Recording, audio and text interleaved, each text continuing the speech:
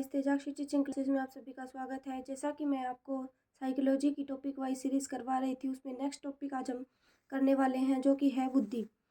बुद्धि के बारे में थोड़ा सा हम थ्योरी पढ़ेंगे, उसके बाद की क्वेश्चन करेंगे।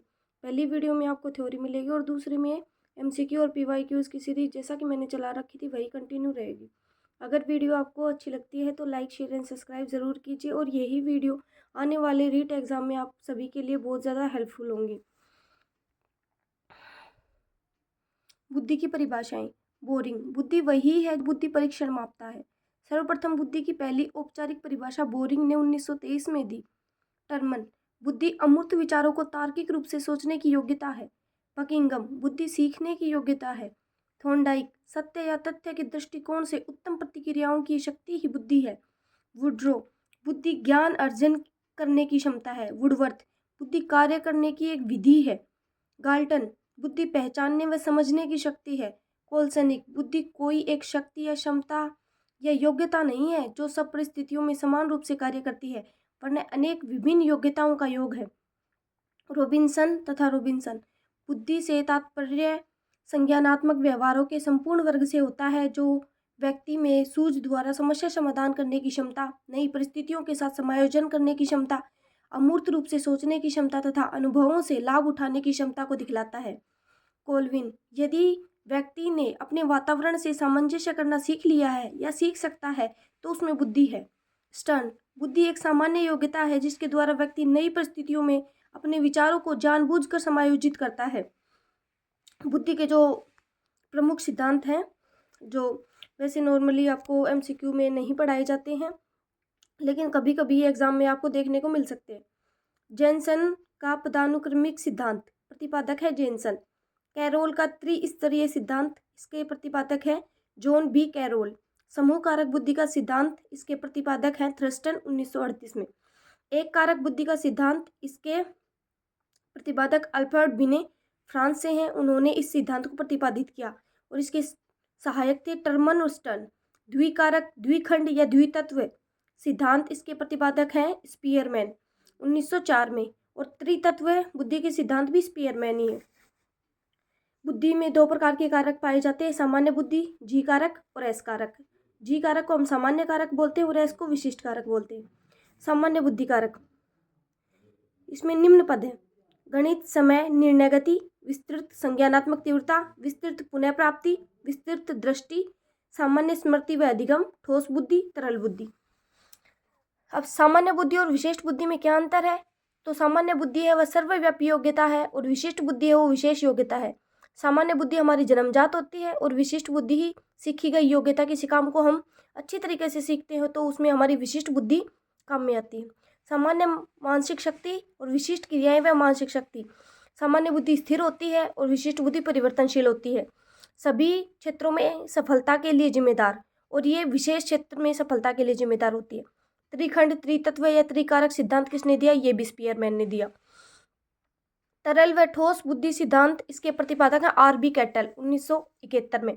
ये क्वेश्चन बार बार एग्जाम में पूछा जाता है कि तरल व ठोस बुद्धि के सिद्धांत, तो इसमें आएगा RB कैटल। प्रतिदर्श प्रतिमान बुद्धि सिद्धांत, इसके प्रतिपादक G थॉम्पसन है।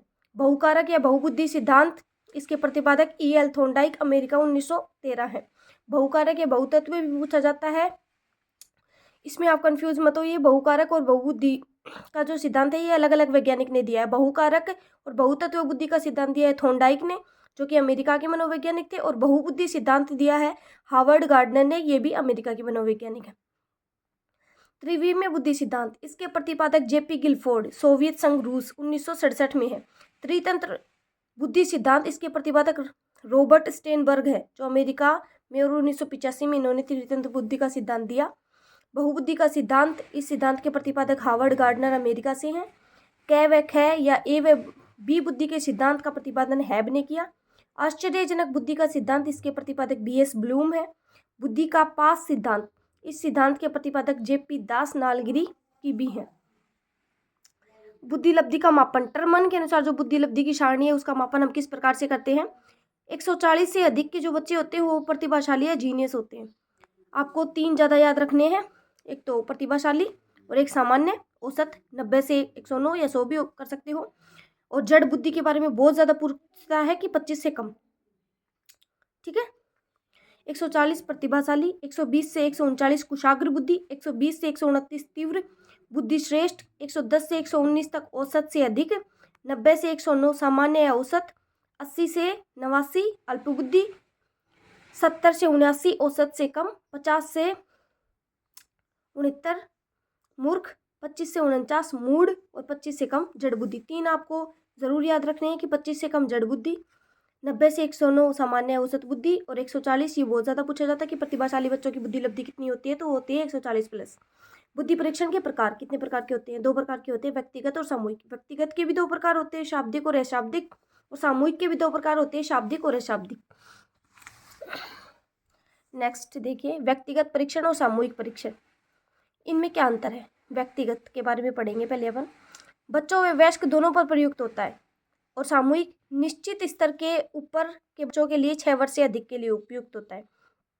विशेषज्ञों की आवश्यकता परीक्षणों के लिए कम कुराल व्यक्ति भी कर सकते हैं। समय अधिक लगता है, कम समय लगता है। कम वस्तुनिष्ठ है, वो ज़्यादा वस्तुनिष्ठ।